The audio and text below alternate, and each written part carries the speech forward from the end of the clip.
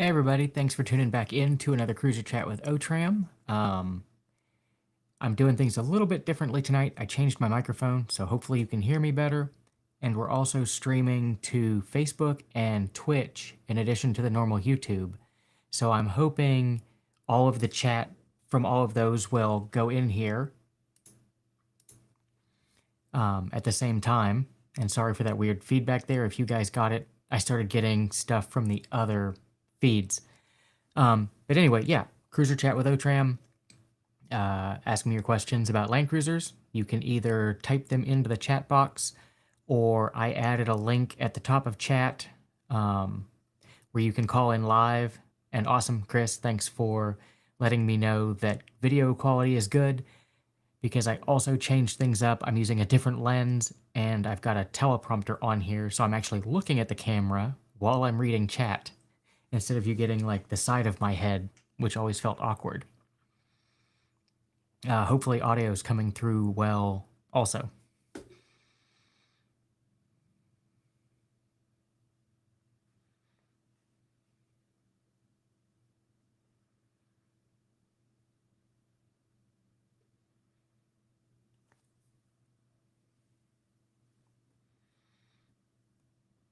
But yeah, I don't think I have anything scheduled to talk about. So just, if anybody has any questions. Work's finally picking up at the shop. We had, quite a few good jobs come through this week, which was nice because we've been slow for a couple of weeks. We had a couple good decent jobs come in though this week, which was nice. And awesome. Thank you for letting me know the audio is also good. Audio, not my thing, so I've been really struggling to try to get it set up properly. So hopefully this works. And I finally set up my desk in my home office so that all of this can just stay set up, and I'm not trying to do it each week. So there should be some like continuity now. And we've also got Artemis joining us. My office, the guest bed in here is her safe spot, so she's sleeping in here.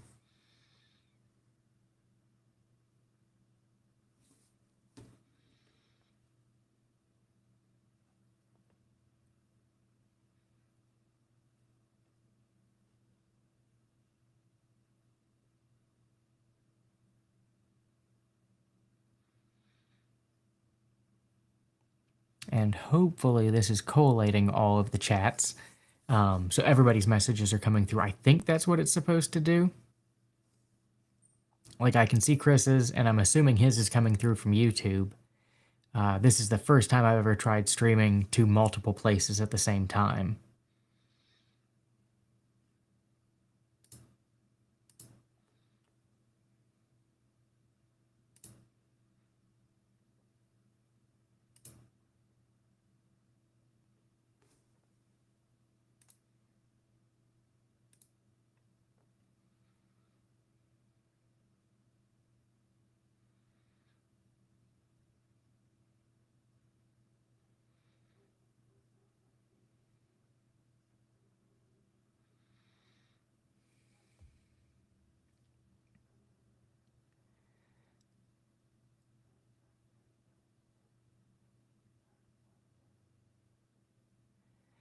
And somebody just wrote in, I replaced the radiator on my 1996 1FC. Now the heat will get warm, but not as hot as I think it should. Double checked that the heater valve has full movement. Have you driven it much since you did the radiator? Because a lot of times we'll see them get air pockets in the heater core that can be hard to get out. And when you've got an air pocket in there, the heater core doesn't want to get warm. So a lot of times we'll put a burp funnel on the radiator to get the coolant level higher than the heater core, and then, rev it to like, 2000 RPM, and, until the thermostat opens and you can watch watch for bubbling coming up through the burp funnel to know when you've got everything out. Usually driving it will work that out, but every now and then they'll get stuck and be a pain to get out. Like we vacuum fill everything and burp funnel it, and we still get air pockets sometimes. And the way we know for sure that we don't have an air pocket anymore is the heat starts working. Uh, it could be if your heater core is plugged up with build up like calcium, like scale, uh, from having hard water in it, that can reduce the output of the heater core.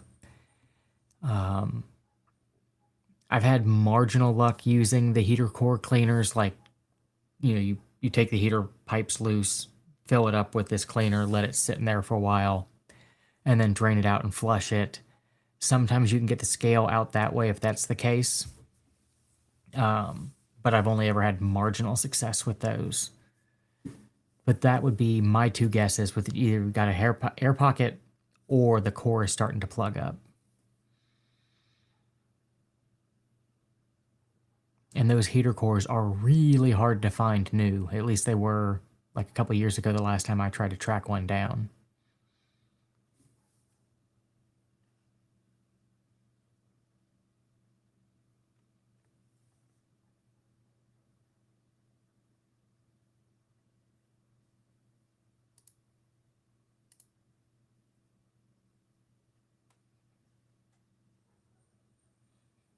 Oh, and that's cool. It'll let me show this on the the stream screen. And it actually is showing me where the chats are coming through. So that is awesome. And yeah, the burp funnels, it is indispensable if you're going to do coolant on anything, especially modern vehicles. Trying to get the air out of them without a burp funnel is just horrible. And Frank asks, any thoughts on the lifespan of the early 100 series in the coming years? I think that's really going to depend on where the 100 series came from. Around here, we're not in the Rust Belt like, the northern states or Ohio and the Midwest, but we do get rust, and we're starting to see the frames and the bodies on them, rust into oblivion. But then, we've also seen some from California, Texas, and that look brand new. I think drivetrain-wise, they're going to last. And parts availability, I can't think of anything off the top of my head for 100 series that we've called about parts-wise that hasn't been available.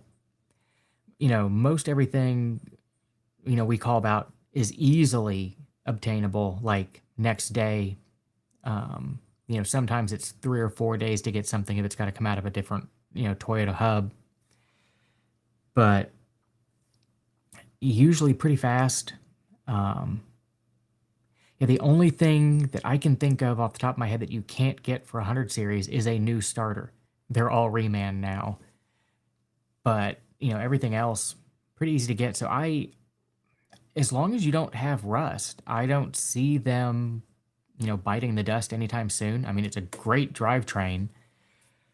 And we've seen them go 400,000 or 500,000 miles on an original engine and trans.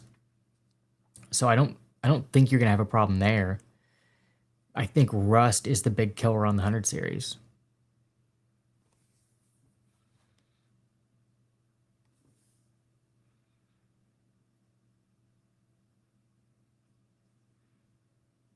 But otherwise they seem to last forever.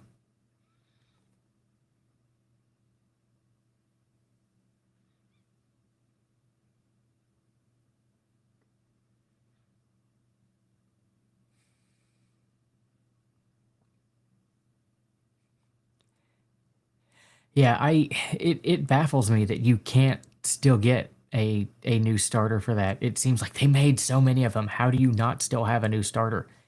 But at least as far as remans go, I can trust a Toyota, because that's not a particularly fun job with it hidden up there under the intake.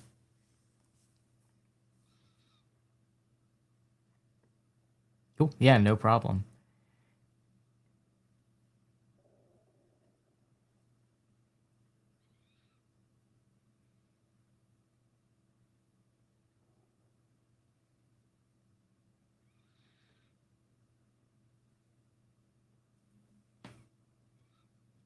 Oh, hopefully you didn't guys actually didn't hear that.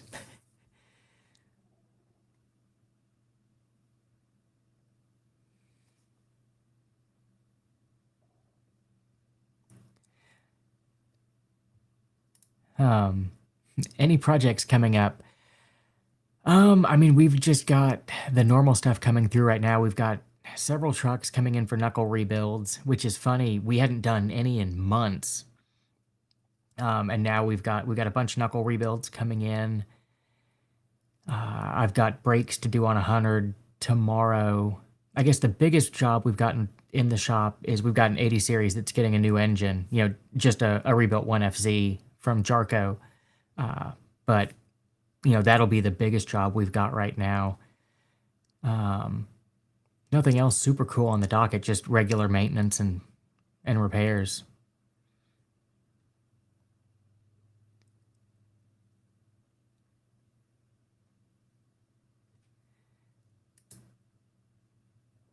Um, and question, rebuilt my 80 series with a new short block and machined original head, almost at 4,000 miles post rebuild, and I've been changing the oil every 1,000 miles on conventional. When should I make the switch to synthetic?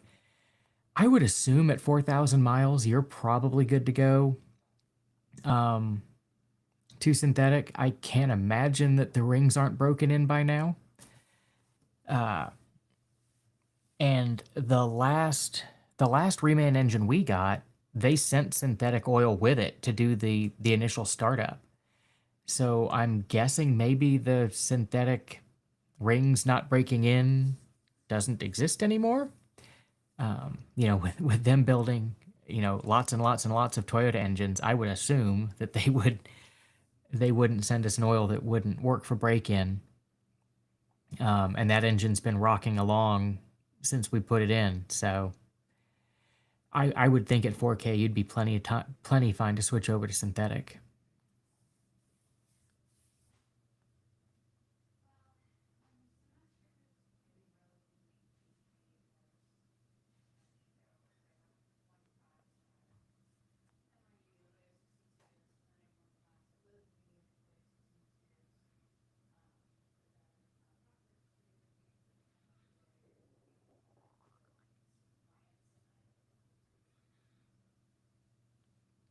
Yeah, it's funny. Like, we don't even stock conventional oil at the shop anymore. Everything we've got on the racks is synthetic. Occasionally, we'll get like an old, 2F or 3F in that the person wants conventional, so we'll use it. But everything else, we just put synthetic in.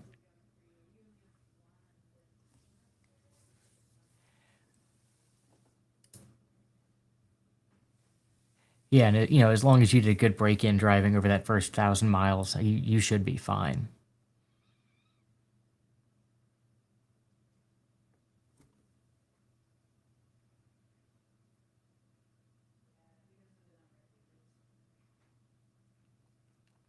Yeah, we usually like when we do a rebuilt engine, we'll put like 500 miles on the first oil change, and do easy driving, but different RPM ranges, different loads to get them broken in, and we do the initial oil change at 500K or 500K 500 miles before we give it back to the customer. Just so we know everything is as happy as it can possibly be before we let it out of our hands.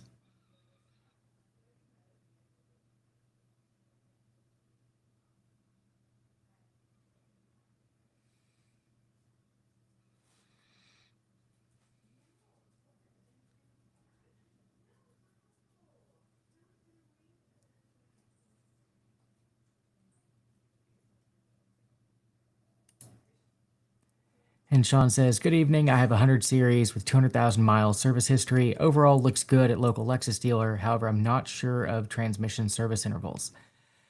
Um, yeah, sometimes you can see them in Carfax. Um, we'll always like we've got Carfax hooked to our service info or our not our service info, but our shop info system. So we can pull people's Carfax history and kind of see what's been done that way. But a lot of times the services aren't in there. I recommend doing the trans fluid, drain and fill every 60K. Uh, I think that'd be fine to do at 200K, even if it hasn't been changed before. I think drain and fill, you're not really gonna hurt anything. Uh, I've heard bad things about doing flushes at high mileage, because they'll like push stuff through and stir stuff up that's been sitting. But I think a drain and fill, you'd be fine. And I think the benefits of getting fresh fluid in there would outweigh any issues that may come up. We regularly do what are likely the first transmission fluid changes, at 250, and haven't seen an issue from it yet.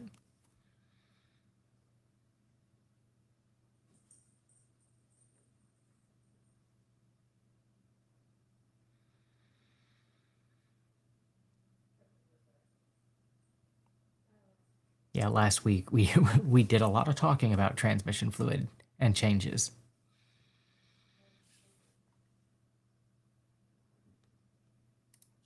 And Frank says, "Where's the farthest distance a customer has brought a cruiser to you for work?" Um, I know we've gotten one or two down from New Hampshire, which is, I don't know, probably 12 hours away.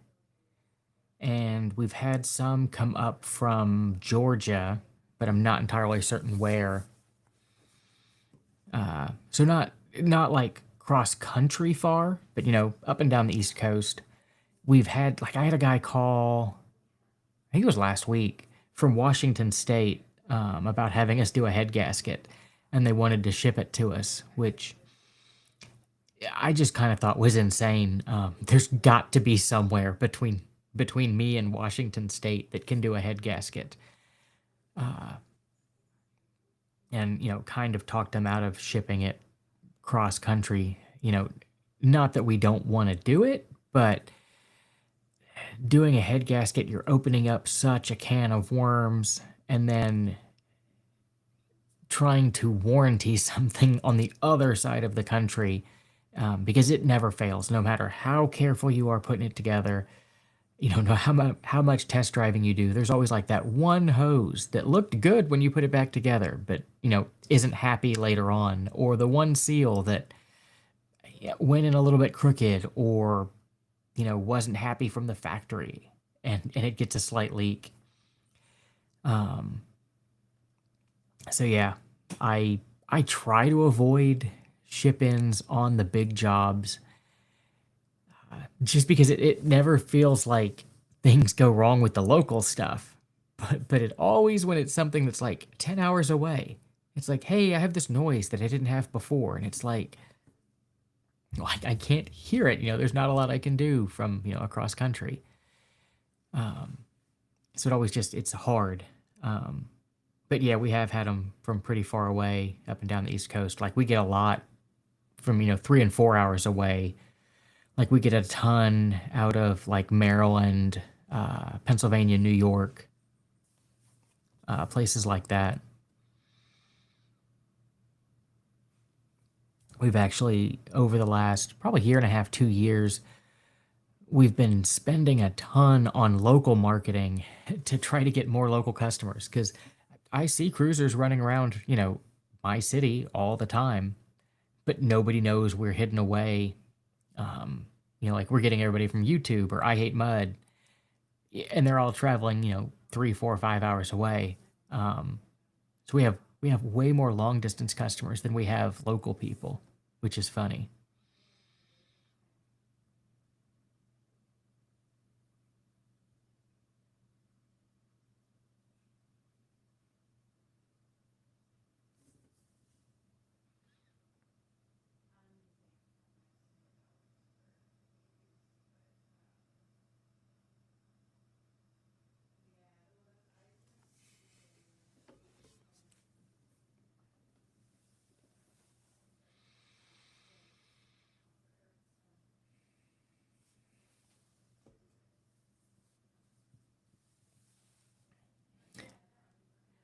I'm feeling wicked sleepy tonight, and I shouldn't because I came home at lunch to do office work. So it's not like I even worked hard today. And Frank says there's a surprising number of cruisers and LXs there in New York City. Yeah, we get an inordinate amount of calls from like New York City, Jersey, Philly. It's amazing how many cruisers there must be up there. And I go up to New York City, I don't know, probably once a year, and I don't ever see any up there. But maybe I'm just not looking in the right places. We always end up, I guess, in Manhattan near Times Square because we're always going up to see theater shows.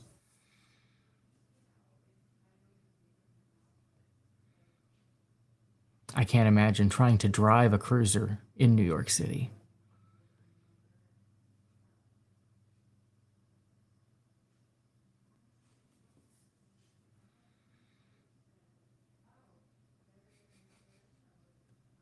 Yeah, Frank says he keeps wondering where they're all getting serviced. I'm sure I'm not doing all of them, but we're probably doing quite a few of them.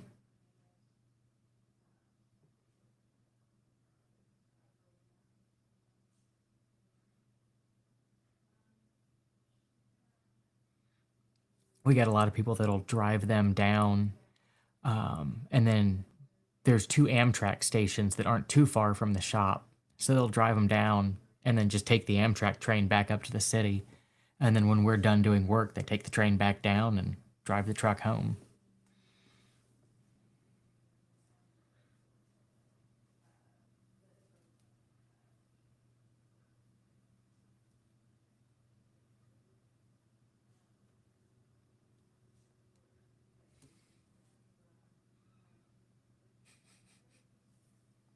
Yeah, Frank says it's his daily driver, but surprisingly, he's rarely the biggest SUV on the road.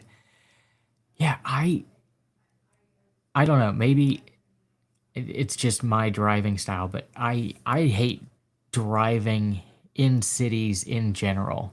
I just can't imagine trying to drive a cruiser in that traffic. We went into DC last week or the week before, um, and my wife drove in her little Prius, and trying to move through traffic and all that congestion, yeah, not my thing.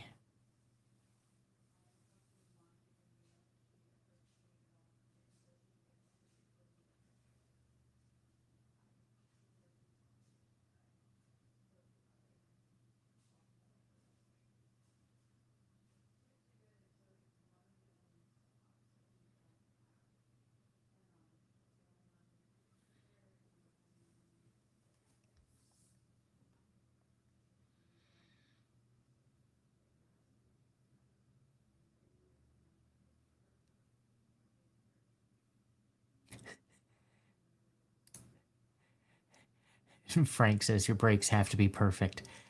Yeah, yeah, that my reaction time's not good enough for driving in cities. My brakes could be perfect. I'm still going to hit somebody.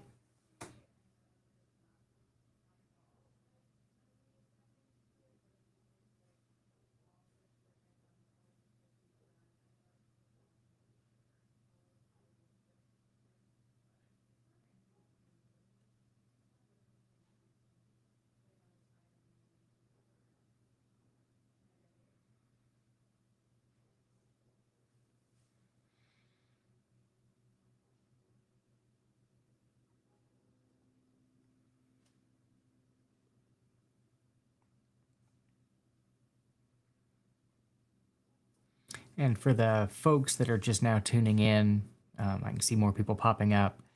Uh, I put a link at the very top of chat that if you want to click that, that'll let you call in like Zoom style with audio and video and live chat. Or if you got questions, just put them in the comment section. Um, and LX450 wants to know what our current shop rate is. Was just thinking about this because of your offer of a live consultation uh, was $100, which has to be cheaper than shop rate. Yes, it's quite a bit cheaper than shop rate. Um, yeah, I went back and forth a lot on trying to set like the initial rates for one-on-one shop help or tech help, and our base shop rate is 165 right now, and it varies depending on what we're doing. Like testing's higher. Um, some vehicles are higher, but the base rate's 165. And a lot of people are like, "Oh, you should just do shop rate," but it just didn't seem right to me to do full shop rate for tech help. Since I'm not in the shop, I'm not getting greasy. I'm just on here, you know, helping folks. So I figured, $60 for half hour, $100 for a full hour was probably a decent way to start that out. And for folks that aren't sure what he's asking about, we recently set up a web page where you can book help sessions with me. So if you're stuck on a project, want to talk through a project, stuck on a diagnosis, something like that, you can call in, and it basically uses the same setup. It'd be a live chat like this, except it'd just be me and whoever calls in, going through whatever their vehicle issue is, and then I'd send them the recording when it was all done. So far, we haven't had anybody actually book a call in, but I figured I'd throw that out there because we get asked about it all the time. And we get calls at the shop all the time looking for tech help. And it's just really hard because, like, I'm the shop owner, but I'm also, one of the two working technicians in the shop. And Cody answers the phone, but he's not, going to be able to answer all the tech questions. So it's really hard to pull me away, from working on a customer vehicle to come answer a tech question. So, we set this up so people could basically call in for tech help. And yeah, he says having you on Zoom while doing TK skiers would be awesome. Yeah, I there's probably going to be a limit to everything I'd be able to help with, because there's so many jobs that without being able to feel them, smell them, touch them, hear them, it's going to be hard to say. But like if somebody's going through electrical troubleshooting, and I've got the wiring diagram pulled up on my computer and can say, hey, check the voltage on the red and blue wire to ground, work through like that, or just working through a troubleshooting plan, stuff like that. I think it would help. Or somebody that's planning out a build, things like that. TK skiers would probably be doable, because that doesn't take as much black magic feel as doing like ring and pinion gears. I think ring and pinions are half magic and half science. Like, it's just, there's a feel to it.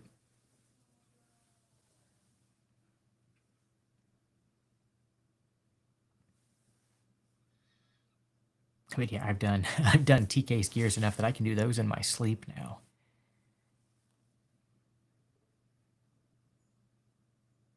And I'll put a link in the comments below, or maybe the description, with the booking thing. I've been plugging it in the top of all the new video uploads lately, just so people know it's there.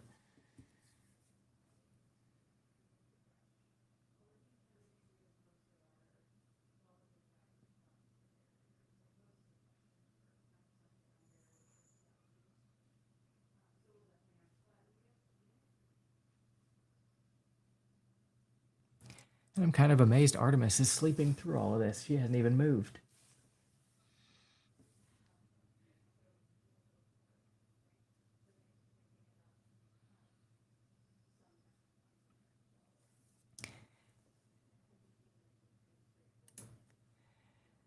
Planning a cross-country trip in the 80, what are some less common spares that would be good to have on hand, i.e. EFI relay?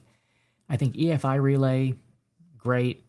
Fusible link, I would definitely be carrying one of those.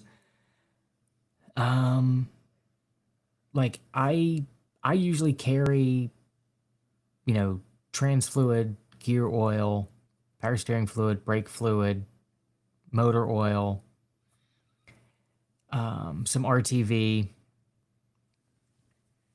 baling wire is always great, duct tape, zip ties, um, a pack of fuses, and and some wire and butt connectors. Like I used to carry, like when we'd go down to Tennessee for G Smitter, like I would carry everything in the kitchen sink, to try to like be able to repair everything there. And now it's more like I just need to repair it good enough to get back to civilization if I'm broken down, or just enough to get home. So having coolant, maybe some heater hose, because the 80s seem to spit heater hoses on long trips. I don't know why, but we see heater hoses go on them way more than like the radiator hose, like the radiator hoses, I should say.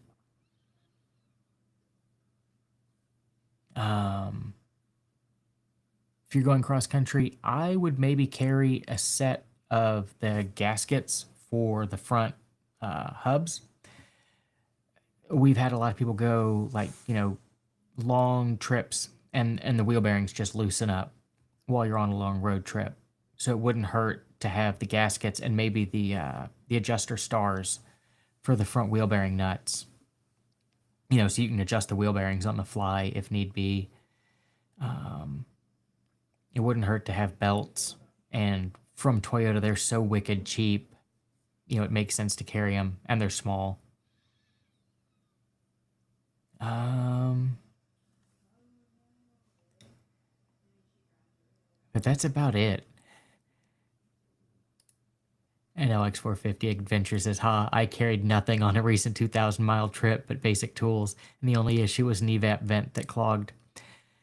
Um, yeah, like I've done way too many long distance trips with absolutely nothing but a hope and a prayer.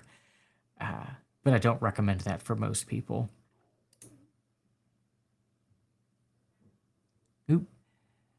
And Franklin Snow, any battery brand you like these days? I can only really get about 2 good years out of one here. We've tried, all the expensive stuff and all the different things. And lately, we've just switched to just using house brand batteries from a nationwide retailer, like, Advance, AutoZone, O'Reilly's. There's only so many battery manufacturers. And as long as you get one with a good warranty from a nationwide retailer, you can just pop in wherever you're at to get it replaced. And that just seems to me to be easier than, getting something that's maybe fancy, maybe higher quality, maybe slightly longer lasting, but when you're on a road trip, you can't find it to replace it. You have to order it. So we just use house brand part store batteries or interstates. Zach says, "What are your thoughts on aftermarket CVs for 100 series? They're significantly cheaper, but definitely hearing things about aftermarkets. Still have OEM. Should I reboot?" I will not put aftermarket CVs in a Land Cruiser. We've tried it a couple of times. I've tried it in my own vehicles. They do not last. I don't know what they make the boots out of. I'm pretty sure it's string cheese. They're crap. We had an FJ Cruiser at the shop that had a leaking aftermarket CV boot, and the guy had put it in 50 miles ago. Like, they just don't last. Like, you're lucky to get 100, or you're lucky to get a year out of them from what we've seen. Yes, the OEMs cost more, but it's something you're not going to have to redo again for like another 10 years if you go OEM. And asks if he should just reboot. I don't reboot axles at the shop. By the time you pay a shop, to take the axle out, take the axle apart, clean all the joints, clean everything, repack it, put it back together, the labor to repack and reboot is coming close to breaking even to just having a new axle and the axle that you're rebooting, likely has 150, 250,000 miles on it. So it's already worn. So we just put new axles in from Toyota. We do a ton of them on 100 series.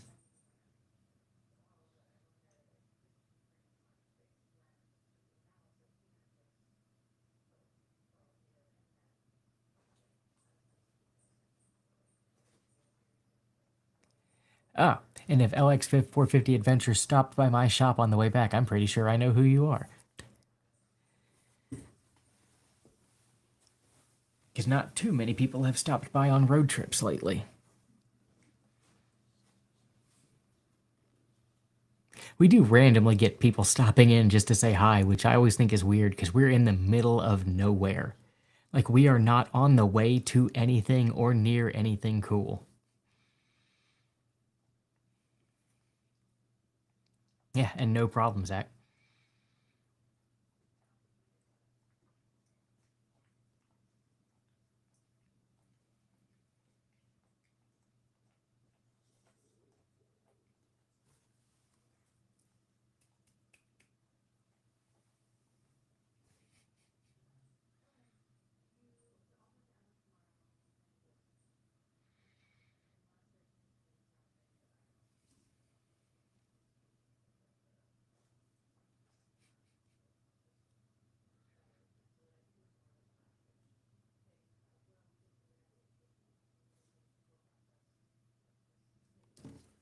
Did you decide to wake up? Do you want to see the people in chat?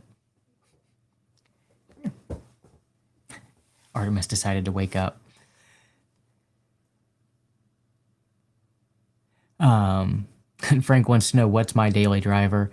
It is a 2012 Lexus CT200H, basically a Lexus Prius, and I absolutely love the thing.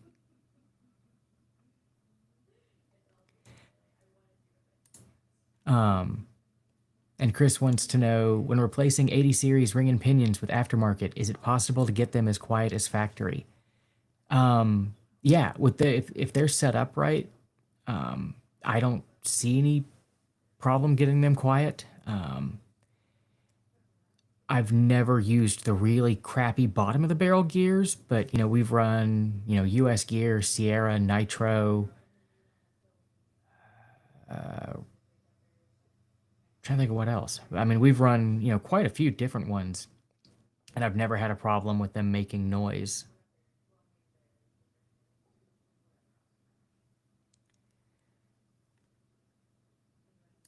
And Sean wants to know, what are your thoughts on adding a rear locker to a 100 series truck? Interested in adding one, but would like to use a factory switch.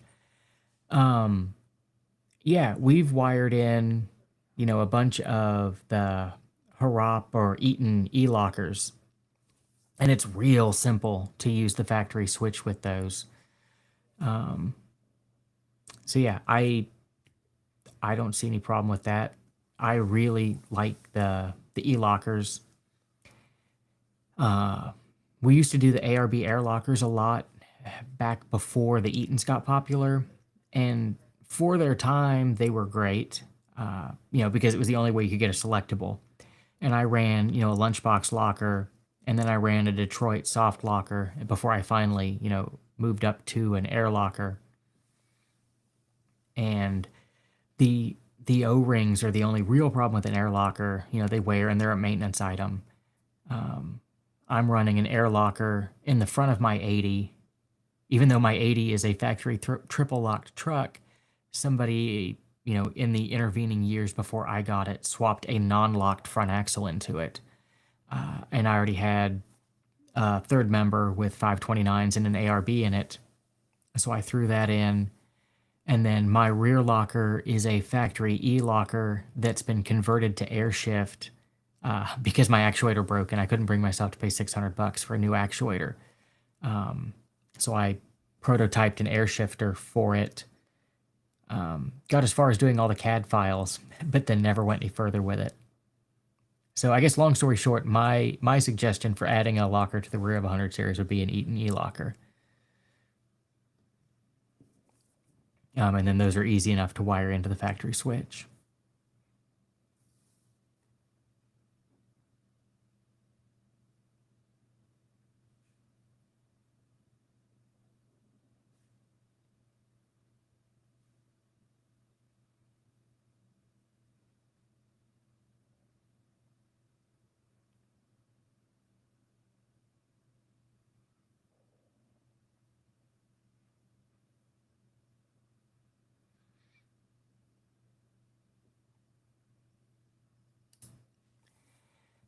Zach says, recently had TransTemp Lite come on driving through Las Vegas on a road trip. Is it extremely important to use the ATF WS on the 5-speed, or is Max Life okay to use? We only use WS in the trucks that call for WS. I've heard way too many horror stories of switching fluids around to try anything else. Um, I'm not a fluid engineer. I feel like, Toyota spec'd that fluid to that trans. That's what I'm going to stick with. If anything, I'd add an additional trans cooler if you're driving in high heat areas a lot. But yeah, I would not use Max Life in that, because if you read the Max Life bottles, it doesn't say like OE approved. It says like suggested for or compatible with. Yeah, and if for some reason I was to put an aftermarket fluid in, I would be flushing and draining everything, because you don't know if the two fluids are going to play well together. So yeah, I would only use WS in a WS truck. Like my 80 series that's supposed to take Dex 3, I put an aftermarket, like higher temp fluid in that.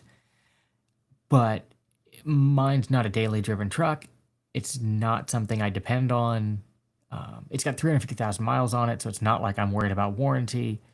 I did it as an experiment. So yeah, I would stick with WS. And LX450 Adventure says you can get the new front and rear actuators on Rock Auto for fairly cheap, and they look OEM to me. Yeah, I've used the aftermarket Asens, and they're not horribly priced. We've used them on a bunch of trucks, and yeah, they fit, work just like factory, because I'm pretty sure the Asens were the factory ones. I couldn't bring myself to pay the money for that on mine, and wanted to try to air shift it anyway, since I had to run an air locker in the front. And just to do something different. And I like having the air shifter in the back. But yeah, that's just me. But yeah, you can get the Asens on Rock Auto, and I've even seen them on Amazon, reasonably priced.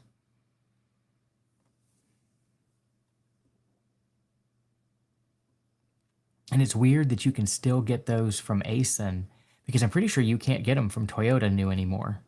So I don't know if Asen's still making them new and not supplying them to Toyota, or Toyota's not buying them from them, or if they just have a huge stockpile of them from when they were making them.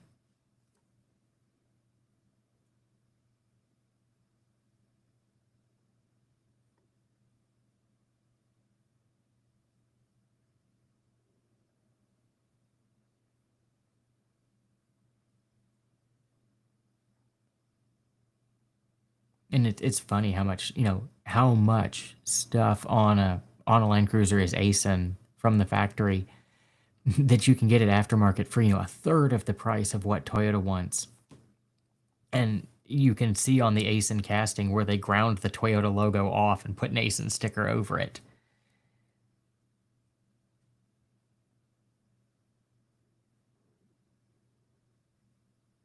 Yeah, and it makes sense that Toyota's just not stocking them due to low demand. It's just, I don't know. I think it's funny that Asen's still stocking them and still shipping them out in the numbers that it seems like they are. Because we don't, like, I know you can get, or I guess you could get the rebuild kit from Wits End with all the new O-rings to take them apart and clean them and lube them and everything. But the problem we were always seeing on them was the magnets inside the motor housing had come loose. And it was always like a 50-50 chance of me being able to get the magnets all glued back in that shell in the proper orientation. Yeah, so 50-50 shot of me being able to rebuild when I get it to work. So yeah, aftermarket, way better. And Frank says, thanks for doing these chats. Very helpful. Until next time. Yeah. Thanks for tuning in, Frank. Yeah. These chats don't work without people tuning in and asking questions. Otherwise, it's just me sitting here in front of a camera looking at it awkwardly.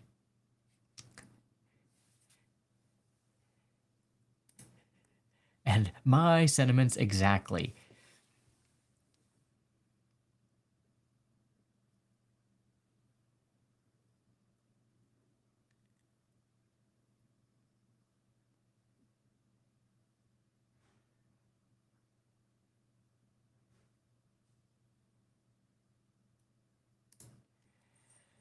And Chris says, hello, 100 series question. I've noticed when throttling, accelerating, there's a very slight buzz in the pedal, very faint. It may have been there for a while, but I noticed it after the trans fluid.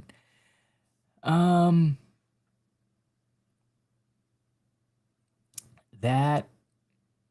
is a good question. And he said also cleaning the throttle body. Yeah, I think that's one of those like where you'd have to touch it, feel it, hear it to be able to tell what's going on. Because off the top of my head, um, I'm not thinking of anything off the top that would directly account for that. So that's a weird one. And Fatuzzi says, are there any warning signs of the brake booster going bad? I'm assuming you're talking about the 100 series LX470 brake booster. The only warning sign we've really seen is you'll hear the motor, like the pump motor, start making like a screeching sound. Instead of being like a smooth hum, you'll hear the bearings start to fail in it and go bad. That's the only early warning sign I've seen. But again, I don't daily drive 100. So we either see them working, on somebody's daily driven truck and we're just servicing it for other things, or it's getting towed in with a bad brake booster. We generally don't see them in the starting to fail phase. It's only been a couple of times, like where somebody started getting the warning lights but hasn't had an outright failure, that we'll hear them going bad. Yeah, and LX450 Adventure says Advix is another brand to buy, also primary supplier for Toyota.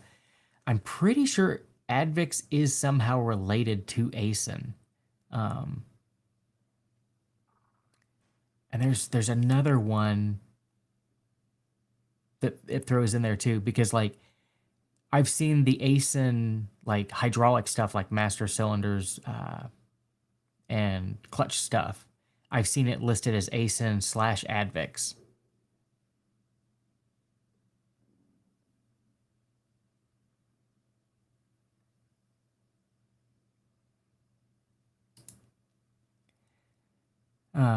And back to the buzzing sound and the feeling in the brake pedal.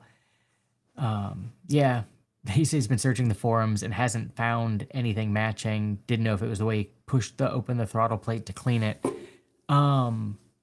What year truck? Because some of them are an electric throttle body and electric pedal, and then some of them are cable. And then some of them are electric and cable. I could maybe see one of the electric ones with the cable feeding back through the pedal, but I would doubt it. But I also think if you had done something in the cleaning that made the throttle body unhappy, I can't imagine that you wouldn't have codes. The throttle body and the throttle position sensors on those are so sensitive. I can't imagine if something wasn't right that you wouldn't have codes. But I also don't have any clue off the top of my head what could be causing that buzzing sound.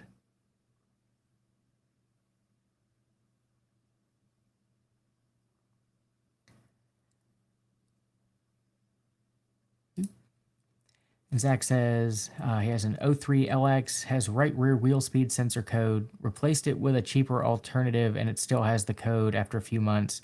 Do you think I should try a different sensor? For something like ABS sensors, we 99% of the time use factory Toyota ones. The aftermarket stuff is hit and miss, but one thing to check where the sensor goes into the housing, pull the sensor out and make sure there's no rust on the housing because they'll get rust under the sensor. And that rust will move the sensor out just enough that the air gap between the sensor and the tone ring and the axle changes. And a lot of times you can just clean that rust off, put the sensor back in, and that'll solve your problem. That's always my first check when I'm tracking down ABS issues is there rust under the sensor housing, rust jacking it further away, or is there rust on the inside of the housing that's stuck on the end of the tip or the tone ring? I've never seen a tone ring break on a Land Cruiser. I've only seen that happen on American vehicles. I mean, it's a possibility, but yeah, if you've put an aftermarket sensor on, those are always suspect, but I would lean more heavily toward rust on the housing making the sensor, or sometimes the sensors just don't always pop in all the way, like they hang up on the O-ring and they don't seat fully. And if you can see any gap between the base of the sensor and the housing, that can cause issues.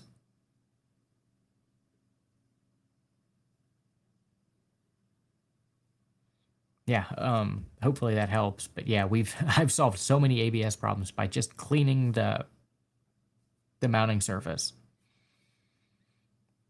And I'll just take the sensor out, stuff a paper towel in the hole, and then I just use a carbide scraper to scrape the corrosion off and get back to flat metal. You don't really want to use like a grinder or a whiz wheel or something like that, because then you have the chance of putting the air gap too small and causing problems.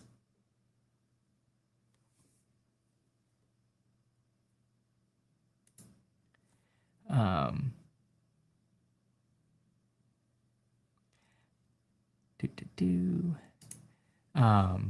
says small steering rack leak on an LX470, and that you can't wait until failure. LX470 100 series steering rack leaks are super common, and it's going to depend on your state and the inspections on what they'll let fly. But like here in Virginia, your rack boots can be damp, and as long as they're not dripping, you're okay. At least that's the way I understand it. I've never.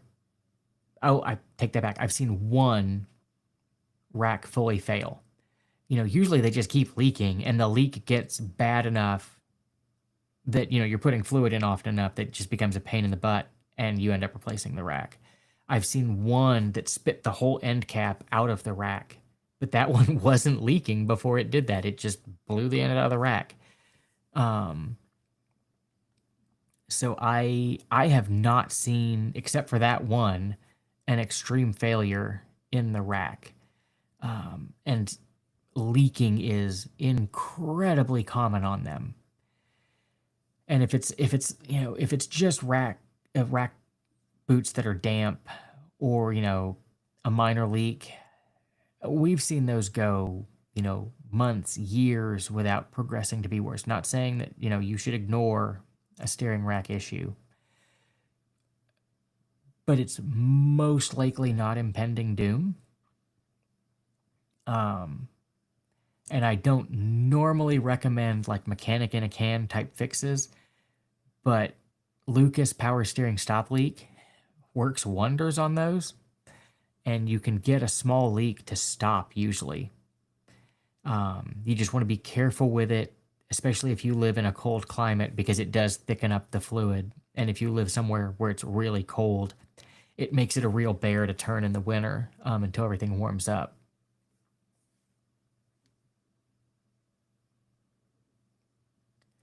Um, so I would keep an eye on it, see how the leak is progressing, and if it's a massive leak, if it's getting radically worse, then I would be saving my pennies for a steering rack. Um, but yeah, without seeing it, it's hard to say. But usually, it's not an impending doom type of thing. And Richard says, "Hello, love your channel. I have a driver's side seat heater in a 2001 that seems to be intermittent. How would you approach?" And thanks. So I have never diagnosed a seat heater in a cruiser, but it should be the same as any electrical problem. I would probably start at the switch. Make sure I've got power coming into the switch, I've got ground at the switch, and then make sure I've got power and ground, coming out of the switch and at the seat heater. My guess would be it's one of the actual like heater elements in the seat heater is probably broken, because as they heat and cool, they're going to fatigue. So my bet would be that it's actually just the pad in the seat failing. So I would just, start. I guess you could start at the seat and just make sure you've got power going to the seat heater. And then if you don't have power going to the seat heater, work your way backward to the switch through the fuse. But yeah, I would guess it's going to be internal to the actual heating pad.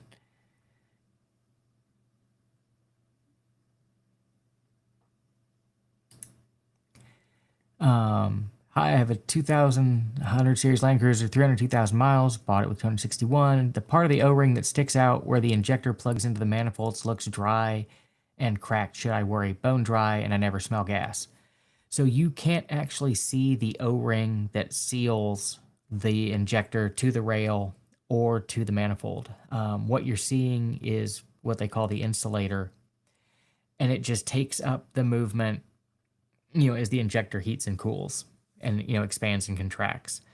So that's not actually your seal. It's just basically it just keeps the injector from wiggling around. And those are pretty common to be, pretty dry and cracked looking. So if you're not smelling gas, don't have a fuel leak, and it's just a visual inspection of that insulator, I wouldn't be incredibly worried about it. That would be a different thing if you were smelling gas. I would definitely be tracking that down. But yeah, those are pretty common to be cracked and dry rotted looking, and especially at 300,000 plus. They've been through so many heat cycles and so much weathering that they're going to be cracked looking.